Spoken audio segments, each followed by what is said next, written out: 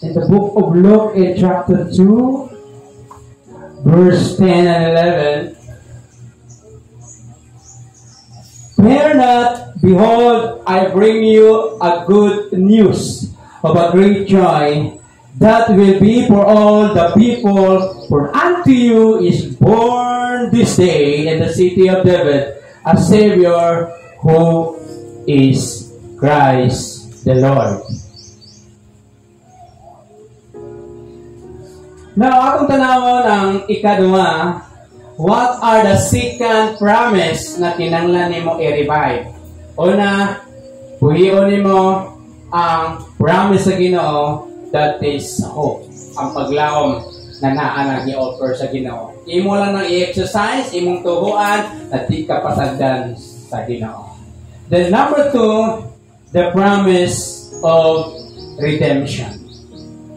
Unsa ba ang word na redemption?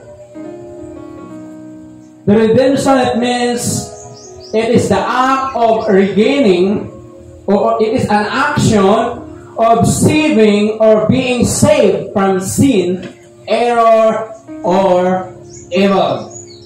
So kinahanglan nato kining saad na redemption ato ang i-revive, although ang giredeem na sa Ginoo sa tuwa sa diyang nituo ka, God redeem our soul, but our body is still himoong i-revive sa Ginoo, i-redeem sa Ginoo sa time na mubalik sa diya sa kahanginan. Muna ginaingon nato, ang redemption, it is an action or having or being saved from evil. So, salamat sa Ginoo. Salamat sa pagkatao sa ato ang Ginoong Jesucristo. Amen? This promise of redemption is not just at distant generation. Hindi nga saad sa pagtubos, wala ramang gisaad ni sa Israel. Wala ramang katong mga Israelita gyud. Kundi tanan na motuo kay Jesus, isip ilang Ginoo o personal na manluluwa. But it is for each one of us here today. Again, kung sa ba ang meaning sa redemption? It means an action of saving. Salamat sa Ginoo. Pasalamatan nato ang kaluwasan na gihatag sa Ginoo. What if wala pa ka naluwas? Then mawala imong kinabuhi. It's not a joke. Pag naa ka sa nagakalayo nga lugar, ito sa hell. Dili na sa matawag nato na kanang joke lang. It is a reality. That's why salamat sa Ginoo na bisa nagkalisod ta, at least magkakaroon sa langit, ina na maguban imong problema. Maingon sa Book of Revelation, pahiraw sa Ginoo ang mga luha sa atong mga mata. Save from sin, error, or evil. Next, in action of regaining of gaining position, something for payment or clearing a debt. Nakaibalo kita yung sa Bible na ang bayad sa sala. Taman? Kamatayon. But the gift of God is eternal life. So, pasalamatan nato sa Ginoo na tungod sa iyang pagkatao, nakabatuntag kaluwasan. Ingon sa Roman in chapter 8, verse 31 to 33, ingon sa Bible, kung wala gihikaw sa Dios ang iyang anak, ihatag niya ang iyang anak o ang tanang butang. Kung sa ba yung ginapangalim sa Ginoo? You need a redemption of money, redemption of relationship, makaya na sa Ginoo. Imagine na kung ihikaw sa Diyos ang iyang anak, isod po kayo sulpar na itong problema. Anak niya di mahatag. Pero ihatag niya, it means pinakadako nga incredible gift to Jesus, ipakapin niya sulbador ng atong problema. Tanda, kumuduol ka. Amen? Inay mong katupad, paubos o sa Ginoo. We all carry burdens. So, kinsa dala ang ginapasan karon na burdens. Kasi nag-ana na ba, kay bukat na kayo, kay problema sa panimalay. What else? Fears. Ginakahadlokan ni mo, yung future. What if magkasakit ka? What if muna mahitabo? Then, katong mga panghupaw ni mo, mga regrets ni mo, unta, wala ko kagibuhat. Dili, unta, maguba among pamilya. Unta, naminaw lang unta ko, nakahuman na unta ko. Unta, naminaw lang unta ko, wala na unta ko nilang situation. So, salamat sa Ginoo, i-redeem niya. But in Christ, we are offered forgiveness, and first start. So, praise God. Let us not leave behind the promise of redemption. So, ayaw kalinti na anak ka sa Ginoo. Kung sa'yo makalimutan mo sa dalang problema.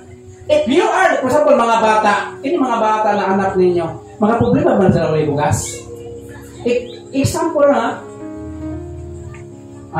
na si mama, nanay-eskwila ng mga kabataan, nanay-ginikanan, ilaban na problemahon ang ilahang pag-eskwila, natural ang magunahon na yes, ang ginikanan. Ikaw, kalimot ka na anak ka sa Ginoo. Muna dili makalihok ang Ginoo, kaya dili man sa pray na mulihok sa iyong kinabuhi. Mga naman ka, Lord, diya sa ka. Kaya pala ko ni. Until na nawala na dyan ka. So, kinanglan sa Ginoo like Peter, ingat sa Lord, save me. So, kinanglan na ito mga igsoon.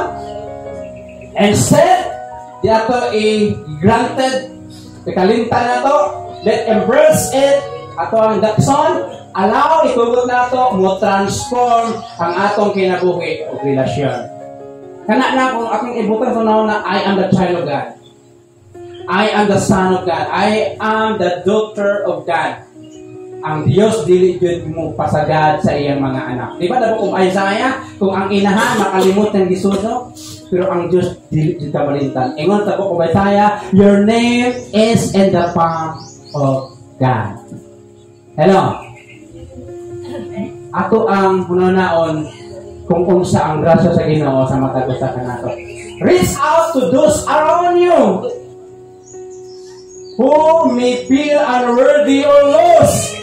Atong i-reach out katong mga nanagaluya, atong i-pray. Di man nato sila mahatagaan sa pinansyal na nagikinahanglan kay naginahanglan ko ka. Why not to pray for them? To encourage them kung unsa man ang naa sa imo lisod ihatag ang wala sa imo. Ano ka maka-encourage na ikaw discourage? Hello. Kinahanglan nato hinunaon kining the promise of redemption, ang purpose ani ipa-remind sa tuwa na mga anak ta sa Ginoo. Amen. Acts in chapter 2 verse 44, and all who believed were together, see the word together, and had all things in common, verse 47, and the Lord added to their number day by day those who were being saved. So tanaw na to ang senaryo sa mga believers sa panahon ni Paul. Nanong daghan man ang maluwas. Tungod kay nagapadayon sila sa pagpamati sa mensahe sa mga apostoles, nagapadayon sila nag-share sa ilang mga blessing, nagapadayon sila na nag-learn sa mga ginatudlo sa apostoles din the result, and the Lord added diri sa church na to kung magkasinabot rata kung naatay unity, hindi ko mutuo na wala ipahatod ang Ginoo diri. Tapos kung tanaw na itong situation why kita ragi hapon tungod kay kinanglan sa Ginoo na ato yun ilikuno ng atong pundasyon niya sa Ginoo para na ay mo abot diri na makauban nato. Amen? Tanaw na to. The believers. Lindot kayo no kung natay nani ato mga simbalay nabuhat nato for strengthening. So unsang connection ani to revive the promise that was left behind. The promise of community. Unsa ba ang word na community o comunidad? To understand it, community is a group of people living in the same place or having a particular characteristic in common, like a church. Like sa imong panimalay, community nimo. I-revive dapat ang relasyon, i-revive na to ang ato ang fellowship para magdasigo ng ato ang pagpangalaga. Next, appealing of fellowship. So, kini sa una is togetherness. Ang keyword niya, next is fellowship. That's why, gina-encourage ta na di nato undangon ang panagtigo mga igsoon because no man in an island. Dili ka makabarog kung ikaw lang. Mao na ang favorite na times sa yawa na mo atake ka ng ikaw raw sa. Kanang gina-isolate mo paggulingon nimo, dili ka makaprotect against sa attack sa yawa. We need everyone. We need ang atong mga kaubanan. We need the family of God. Amen? It's appealing of fellowship with others as a result of sharing common attitude. What is our attitude? Our mental, our mind. So I remember one of the preaching, Christ, what is attitude is the mental position of the mind. Tama ba? Ang atong mind dapat isa lang, mga lagad sa Ginoo. Next, interest nato sa ato ang gusto may kabo kung ato ang mga tumong sa atong kinabuhi. Christmas is also a time for togetherness. Then, celebrating the promise of community. Kinsa kini sila available at that time. So, nindot no kung magsaulog ng Christmas na atong pamilya, na imuhang anak, igsoon, imuhang usahay mga friends nimo. That's why karon 25 ulit ko para makaabot po na sila. Na naman, sa panahon ni Jesus, wala lang si Mary lang. Naagad iyahang bana si Father ni Jesus. Then what else? Present at that time, ang mga shepherds. Then, mga angels. Then, the 3 wise men. Lonely kayo ang atong Christmas kung mag-inusara mo ta. Salamat na ang ginawa.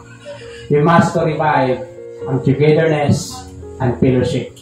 Ano man, muna ang mag-encourage sa imo ha. When you share ang iyang problema, how God solved the problem, pero kung isa lang ka, kinsa lang ka-istorya din mo. At upang sa namin, hello Saul, hi, hello. Mamay pupunta, hello, hello. Di ba? So, kailangan na itong ka-istorya. Hello. That's why, kung hihilig ka mag-inusara, why not? Taglaan ko kagamay dito, sa mga higana, para lang natin may istorya. Ay, kasi kung yan naman kinaw-kirin, hindi na mo tubag. Mikiring na ito, masara na na. Kasi magkari pa na butukan. Walang na yung language naman niya. Di ba? So, kailangan na ito ang mga tao sa atong palibot. Amen? Hindi them. In the birth of Jesus, we see that He came not just for individual. So, wala ka sa nag-ato sa matagusa. But for family. So, maano sa ang tibok of the Christmas. A community of believers who would spread His love across the earth. So, kinanglan na ito ang matagusa. Amen? Tanaw yung mga katupad, kinanglan niyo muna siya. Not only by financial, ang moral support yun, kinanglan yun. Specific na kasi, kaya mo na, deliver lang. Di ba? Kung may ka-dreams, nakaiko na dreams, ayaw na, di mo na kaya. Hina ka. So, kailangan ito mga positive po na surrounding para mahila ta. That's why i-revive na to, nakabalo ta maging friendly. Hello? Kabalo ta makikistorya, at hindi ma-open na itong katupad para daghan ang ganahan sa atoa. Amen? Next, Act in chapter 2, 44-47, speak beautifully about this early church community. Muna i-revive na to. I-revive na to atong pagsimba, i-revive na to atong pagpangalagad, para naatay kauban. Kung sa hay, bising ginapray ka, magiging wala kong ginapray niyo. Na naman, ay, sulit pa din mo yung kagalingon. Pero tinood lang, ginapray kasi mong kauban. Pili lang niyo mo na wala, ay gusto niyo mag-inusara ka.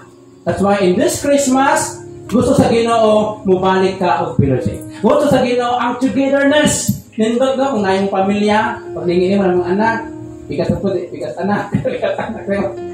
E mga ibsoon, sa mga lagad ka na ikaw lang isa. Lonely is the night. Let us strive atong palingkamutan to be a community that embodies the love of Christ this season and beyond. Meant lang Christmas, so dili ato di ba palingkamutan na ang gugma sa Ginoo ato ang ma-impart. Raise us of some who may feel isolated and alone. Ensuring that no promises is uncelebrated in our midst. So, kailangan ito i-reach out. Ato ang duawon. Ato ang i-chat, i-text. Kumusta imong Christmas diha? Kumusta ka diha? Yung mga time lang ang imo ang kumusta. So, ipakapin, hindi pa rin nakalayo na. Huwag maatot na kumusta ko, no? Amen. Usahay, magduduwa ta kay basig kasapan ta kay mamumusta pa. So, pag-day sila. So, ako sa'yo mag-effort diba kumusta ka diha? Because gusto na ko ipapel na simulay financially na ako na ka-pray sa imo and ensuring that no promises is left uncelebrated in our midst. Gusto na ta. Let us take a moment to reflect on the deep meaning of Christmas. Ato pamalandungan. Kung sa yun ang meaning. Una, as akong natunan, ang paghatag ng paglaon. Ikaduwa, kiling redemption to remind you who you are before God. You are saved, you are child of God, you are the son and daughters of God. Ayaw kalimtin na. Unsa man na ang sitwasyon sa mong kinabuhi, i-proclaim, I am the child of God. Amen? That's why, imuang ma-celebrate every day ang kaayo sa Ginoo. It's not merely a celebration of the birth of Jesus. Di ba ko niya, Pabuto 25, naghanap na ako kung sinong bagay. Hello? So, salamat sa Ginoo na nasabtan nato. It's not about sa pagkaon, it's about ato ang pasalamatan na natao ang ato ang manluluwat. It is a revival of promise. Ang Christmas, it is a revival. Ang Pasko, mao ang pagbuhi sa mga saad sa Diyos. Amen? Kung sa pa ang mga saad sa Diyos, first is hope. Ay kalinti ang paglaon na ihatag sa Ginoo sa imo. Revive that. Ibuha sa magling na, dili ko makaluluoy. Wala ko nagkainom sa I'm not alone. I am the child of God. So, i-encourage mo ko galingan. Next, redemption. Na ikaw anak sa Ginoo, ikaw luwas na.